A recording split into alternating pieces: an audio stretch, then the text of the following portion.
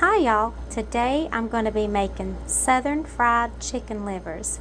These are going to be deep fried, and the first thing you want to do is get yourself about a pound of chicken livers, okay?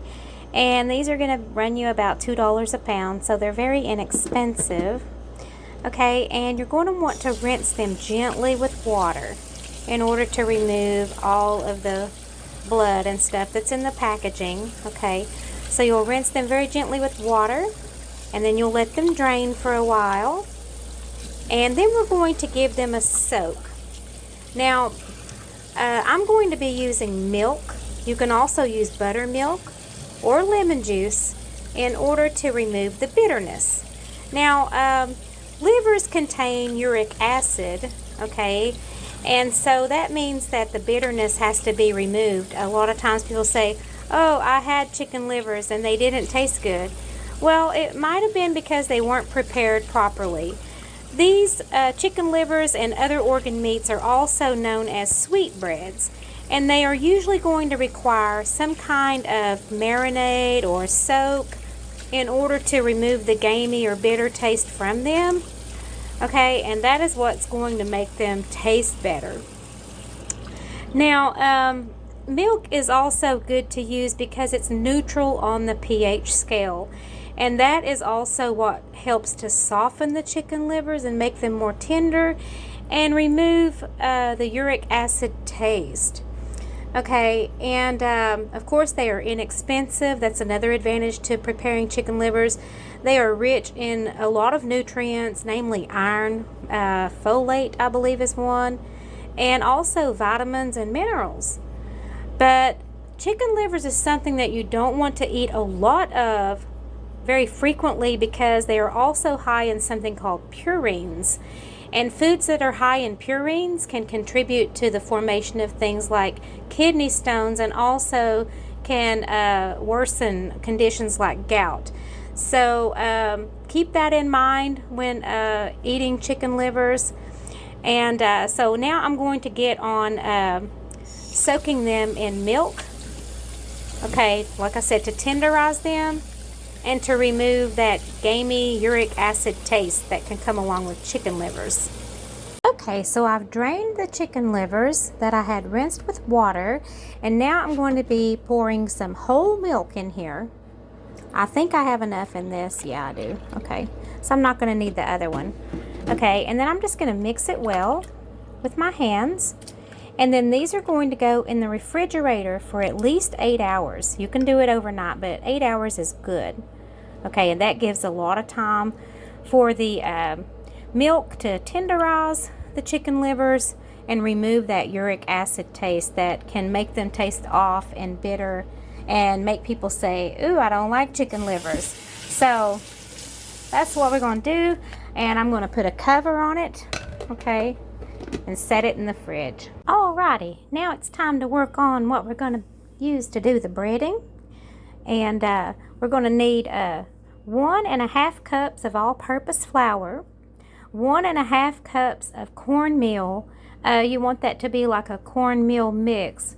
I'm using White Lily, buttermilk cornmeal, cornbread mix. And so that one works out pretty good. And I'm going to use a tablespoon of sea salt, and I'm going to be using a heaping teaspoon of ground black pepper and a heaping teaspoon of chicken seasoning. Alright, so I'm going to dump that in there, and then I'm going to give it a mix. Alright, get it all blended up really well, and I'll just set it aside until it's time to bread the chicken livers.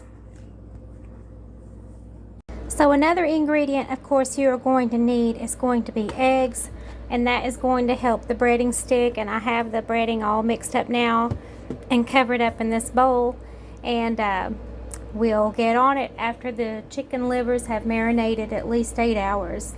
Now, what to eat as a dip with these chicken livers?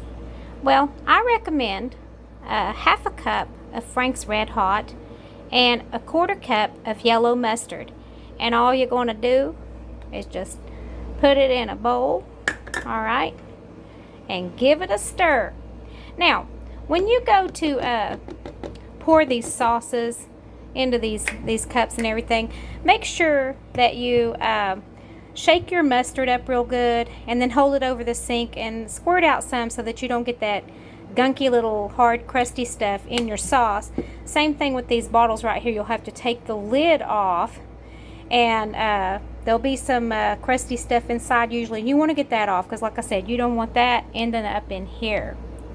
So here we go. Stir, stir, stir till it makes a beautiful sauce. This is so yummy. It's good with chicken tenders. It's good with chicken livers. Some people like it with French fries. Some people just like it with other things. They like to put it on chicken breast or whatever. But this is my sauce for chicken livers. It's tried and true. Everybody loves it. And so I hope you try the recipe. So here's my chicken livers, and they have soaked overnight. And now what I'm going to do is I'm going to put them through the strainer, and then I'm going to pat them dry and then show you the rest. Now I have them in the strainer. I'm going to gently rinse them with cold water, okay, and kind of rinse all that milk and residue and everything that was on them, okay. And then, like I said, I'll pat them dry and then proceed with the rest of the process, which is really quick and easy. This isn't going to take very long. And while I'm doing all this, I'm preheating my deep fryer to about 375. So now I have them laid out on a paper towel, and I'm just going to pat them dry a bit. The reason for this is because, they've been soaking in milk, and then I rinse them with water. I want to try to remove some excess moisture, because now I'm going to put them in some beaten eggs, okay, so that my batter will stick really good. Okay, so that's the reason for removing the excess moisture. It just makes the batter do better. Now I've got 3 eggs in this bowl, and I'm going to give them a really good whisk, get them stirred up really well, and then I'm going to add the chicken livers, and then we'll get on with the breading and the frying. So now I have my little station set up. I have my chicken livers that are in the egg mixture, which is just eggs, and then I have my breading mix, and then I have my plate here that I'm going to be setting everything on. So I'll take a liver. That one looks all right. They're kind of slippery, so you'll struggle with them a little bit, and just kind of shake off the excess that you can, and then put it in the breading. Make sure it's thoroughly coated in the breading, and then you want to shake off the excess breading, all right, and then put them on a plate. I think that one's breaded pretty good. Well, wait, I see a little spot there. All right, this is kind of hard to do when you're holding a cell phone, but anyway, shake off the excess. Yep, and there we go. So I'm going to continue this process until I have all of my livers coated. It won't take long. Okay, I've got my livers breaded. All right, I have my basket here, and I'm just going to take my tongs. Now these might tear because they're going to be a little on the delicate side because they've been tenderized by the milk. Okay, that's okay. And I'm just going to lay these one layer down in my basket. Okay, and I'll just be doing several batches of these, and I see there that I have just a little bit of bald spot on that one right there. I'll cover that up. And that happens especially if they stick together by chance. If you accidentally stick them together on the plate, you want to try to keep them separate. Okay, so what I'm doing right here is just kind of adding some breading to the little bald spot that was on that one, and here's another one. So I'm going to be doing probably 3 or 4 batches. It looks like 3. Okay, it's better to do these in batches than it is to overwhelm the fryer, because if you get the oil too cool by adding all of these, it's refrigerated meat, right? They're not going to fry up right. They won't be as crisp. Your batter will get soggy. I'm looking for a little one I can squeeze into that space over there, and no, I'm just having a time. So anyway, I see this one missed some breading, so I'm going to try to get that one coated just a little bit. I'll put it back in the breading there, and Yeah, I know this looks terrible. This stuff looks terrible. And I kind of wish I had used more of the flour and cornmeal mix instead of like 1.5 cups. I would just do 2 cups of each, or maybe even 3, so that your batter doesn't get all balled up like that. But anyway, so now I have everything in there in a single layer pretty much, and trying to keep from sticking them together, trying to keep them apart. All right, and now it's time to put them in the preheated fryer. You want to make sure it's preheated. Now when you put this in here, these have moisture, okay? You don't want to drop the basket. You want to ease the basket in, and then you want to back away, because there's going to be popping and stuff because of the moisture, okay, in the livers. So I'm going to give these a check in about 5 minutes and see how they're going. So I'm going to give these a look-see. They're starting to turn golden brown.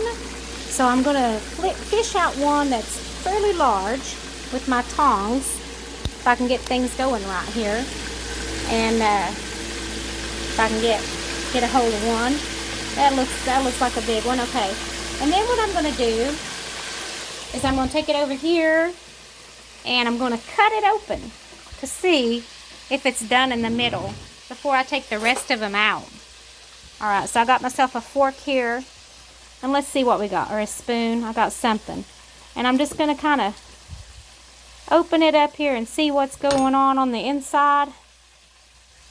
Let's see here. They're not quite done yet. I'd say they could use a couple more minutes. You definitely don't want to eat these when they're not done. So yeah, it's got to go back. Got to go get back in back. There you go. Okay, a couple minutes later, I took out another liver and I cut it to see what was going on. There shouldn't be any pink or red, should be brown. So that means that these livers are now done. Now I've got my second batch down. Let me tell you what I did with the oil, because if you fry something like chicken livers with a bunch of breading, and especially if it's meat, and of course there's blood involved, it's going to make the oil get really dark, okay? And your food is going to have that burnt look. So I took a metal measuring cup, okay, and I scooped about 4 cups of the oil out of here, and then I added 4 fresh cups. So that helps if you are going to be deep frying things with breading and so on. And also you want to make sure that everything that you're cooking is fully saturated in the oil. And if it's not, you might need to add some. But if you add cooler or cold oil or room temperature oil, just add a little drizzle at a time. Okay? And you have to work with these, like I said, to make sure that they stay covered. And it looks like I'm going to have to add just a little bit of oil because I have some that are floating to the top and not staying covered. But let me look at my fill line first. I am below the fill line about 1 inch, so I can add just a little bit more oil. But like I said, I'm going to be careful with that because you don't want to go over the fill line with these fryers. So I haven't cooked livers in a long time. So that's the reason I got the cornmeal and flour a little bit off. It should be 3 cups of each. Otherwise, you might have trouble with your breading process. These did fine, don't get me wrong. It's just easier if you have more. Look at this southern fried perfection. Isn't that just yummy looking? I think it is. And because I have some cornmeal, it's half cornmeal and half flour, they have a bit of a crunch to them. Now, if you don't like them that crunchy, cut down on the cornmeal or don't use cornmeal at all and just adjust your flour. Increase the amount of flour that you're going to use. And when you are testing your livers to see if they're done, dig around in there and get you the biggest one you can find. The one that's thickest in the middle, because that's going to tell you if you're done. Now, I think I see just a little bit. No, I don't. Nope. They are done. So I'm going to remove this batch and bring dinner all together. Okay, we're all done here. We have our chicken livers, mashed potatoes. We have our mustard and hot sauce mixture for the chicken livers. I have some ranch dressing here. I have some fresh vegetables. What could be wrong with that? I hope you try the recipe. I hope you enjoyed the video. Have a great day and thank you very much. So here we have all this burnt oil. Basically, you know, my personal opinion, it needs to be discarded because it has been, you know, fried with meat. If it was just French fries or something like that, I would let it cool down, pour it in a container like a, I don't know, like something you would put tea in or whatever, and put it in the fridge and reuse it a few times. But I'm just going to discard this. I just can't think of any other uses for it. I'm sure maybe you can, I don't know. But when you are deep frying, please make sure there's no children or animals around or anything like that, because if they happen to hit a cord or hit the pot or something, you know, they could really get hurt. So anyway, but about the livers. These livers absolutely have no gamey, tinny taste to them whatsoever because of that overnight soak in milk. That is the magic. Now, like I said, you can use buttermilk. You can also use lemon juice. There might be something else you can use. And again, if you like them less crunchy, don't use so much cornmeal or no cornmeal at all. These things are completely up to you. But anyway, they just have the most wonderful taste, and they are so soft and tender.